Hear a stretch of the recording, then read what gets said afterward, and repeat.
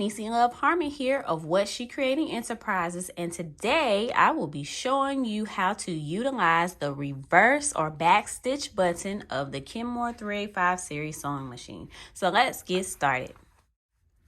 First thing you need to know is the reverse button is here, and the main function of the reverse button is to help to reinforce your stitch.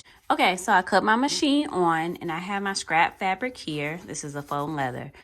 I'm not going to start at the very top of the machine. I'm going to start about an inch below the top of the machine.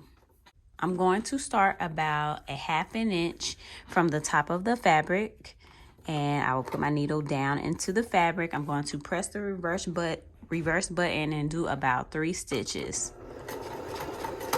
And then I'll go forward. When I get to the end, I will do the same thing, about 2 or 3 reverse stitches and stop.